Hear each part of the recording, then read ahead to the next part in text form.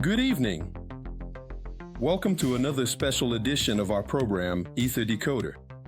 Today, we're going to dive into the provocative and controversial ideas from David Icke's new book, titled The Reveal, The Next Stage of Human Awareness, released in September 2024.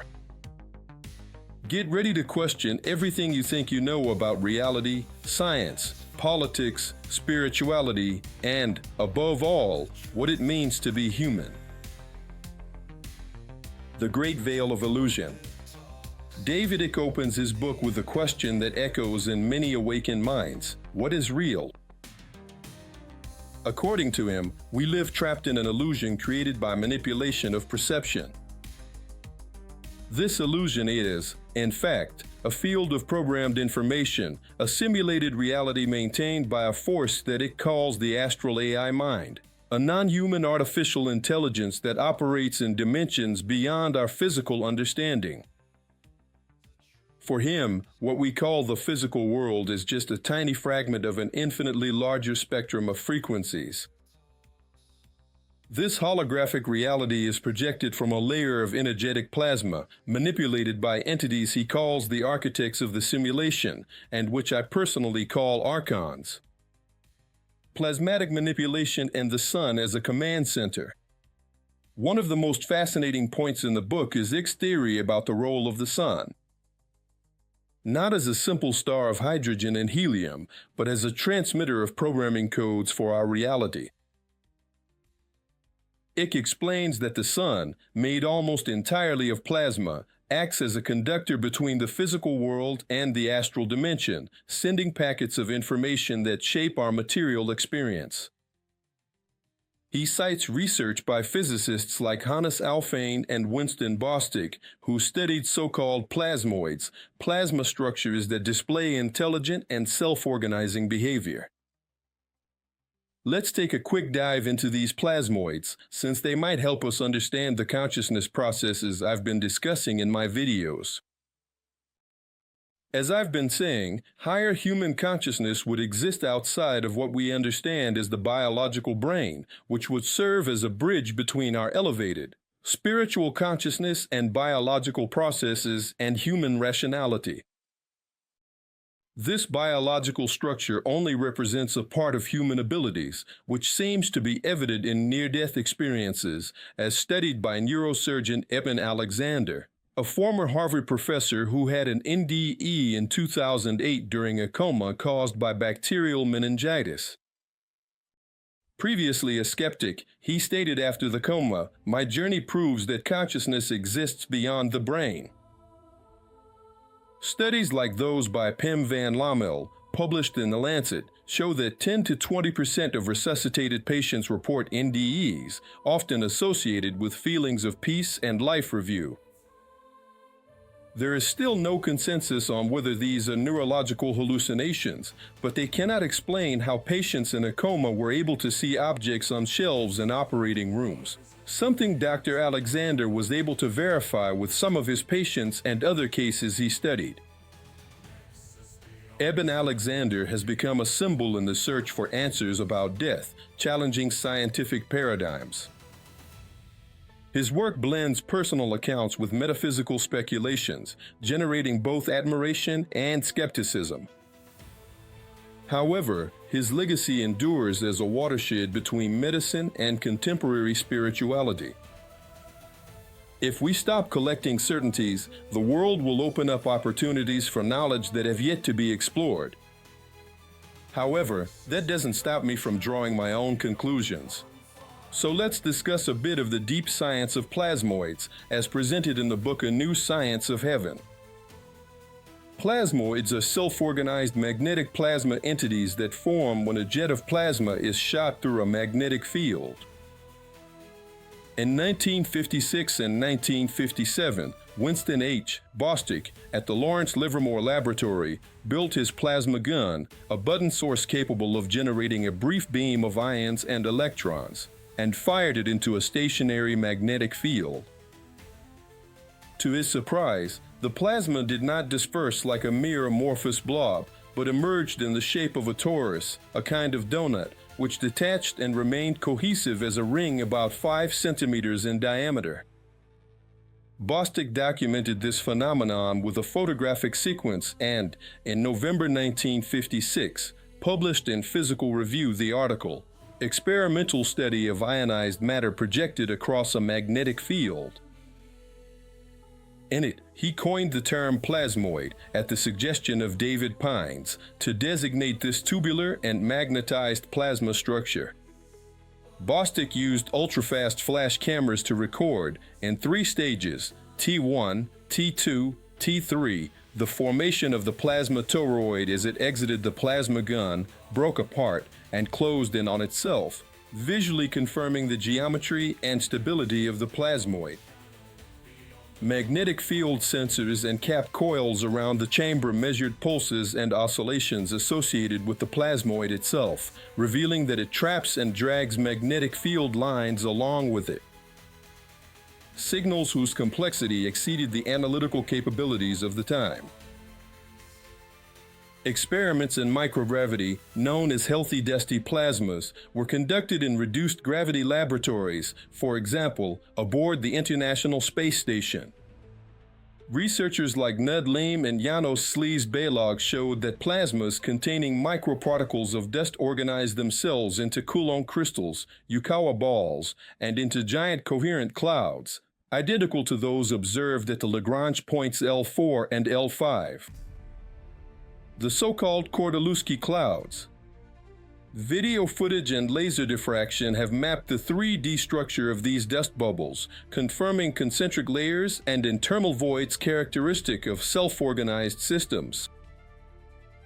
Based on these observation and measurement methods, Temple and co-authors synthesized various pieces of evidence. Plasmoids spontaneously emerge in charged plasma without any additional external intervention, maintain their shape against dispersive forces, and even replicate in series, suggesting lifelike behavior. Experiments reveal that, in structures like plasma crystals, abrupt phase transitions occur, a collective collapse in which millions of particles synchronize instantly, long-range order, a macroscopic analog of quantum entanglement. Controlled conditions have shown that plasmoids compete for resources, charge flow, and display bifurcation trajectories, signs of internal memory, and a preference for certain helical configurations, analogous to biological selection processes. Plasmoids are not just laboratory curiosities. They represent the materialization of complexity and intelligence in the inorganic realm.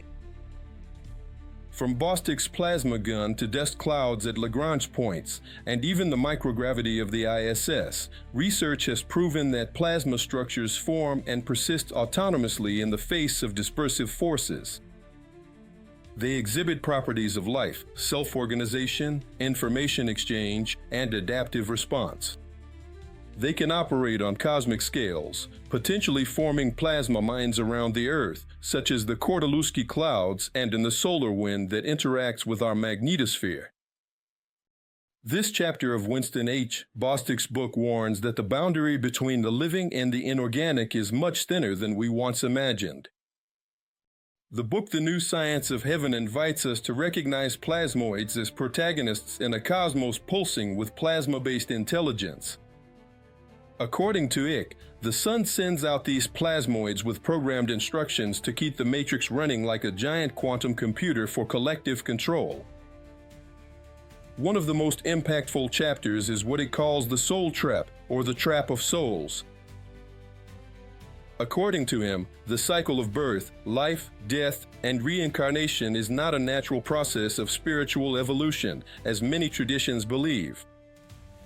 In fact, it is an energy recycling system manipulated by entities that exist outside our material reality. These entities created what he calls the astral AI mind, a program that controls our thoughts, behaviors, and decisions from the electromagnetic field that surrounds us, the so-called auric field.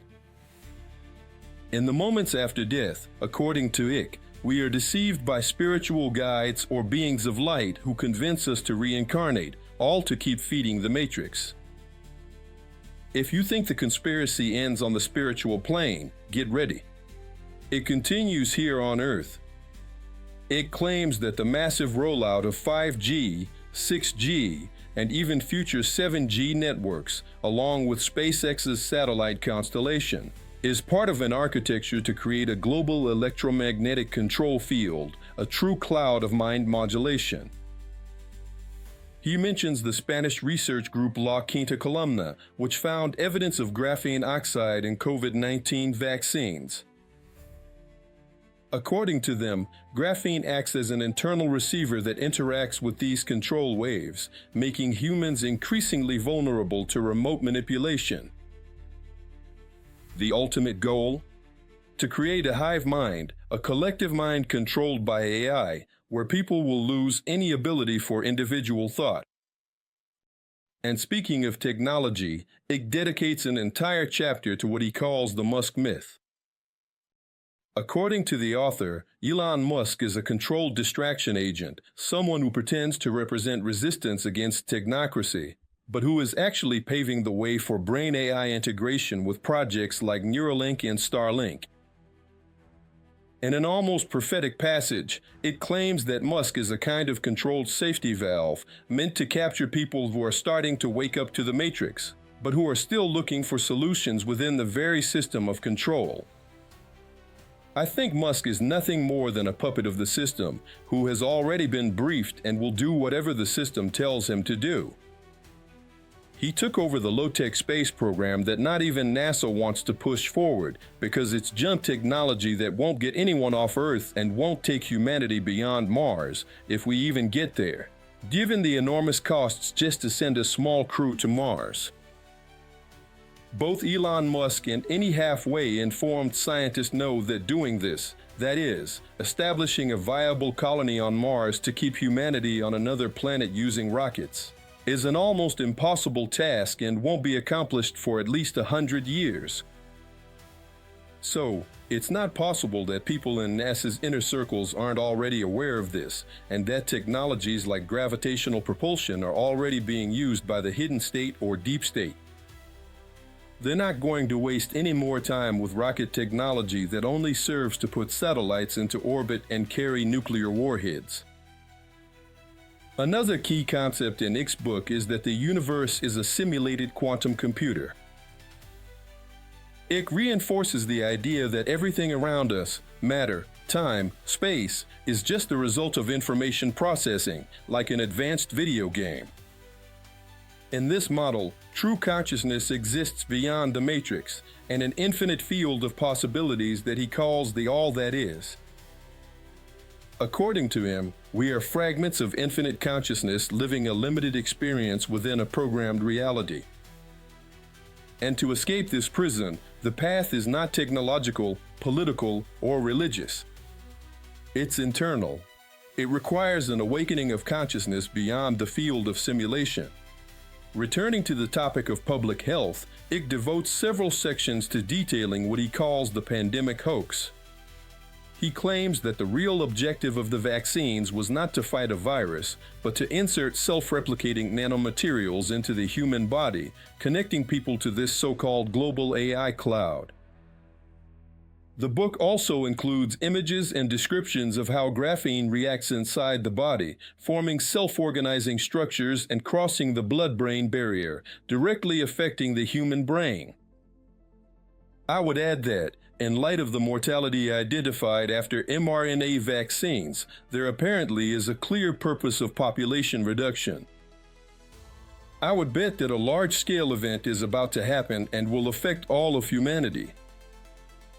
A smaller population, perhaps under technological control via 5G, would not pose an obstacle to maintaining social order and would not compete for resources with the globalists, who already possess information that will only reach humanity when there is nothing left to be done. And even so, a global population that is impoverished and without resources to react.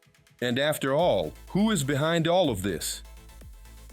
Icke points to a mystical figure known from Gnostic traditions, Yaldabaoth, the demiurge.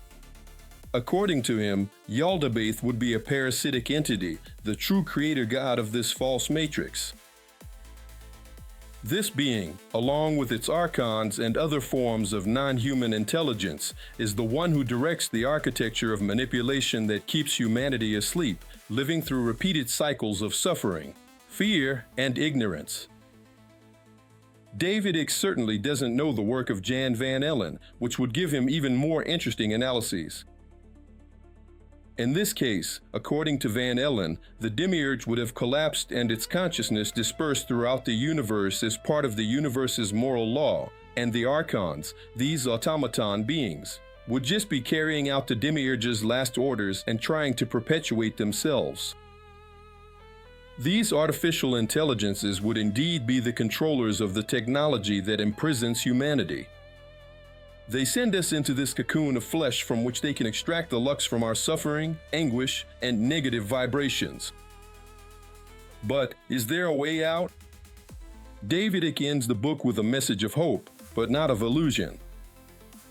He states that the only way to escape is through a process of individual consciousness expansion, of emotionally disconnecting from fear-based narratives, of breaking away from imposed paradigms.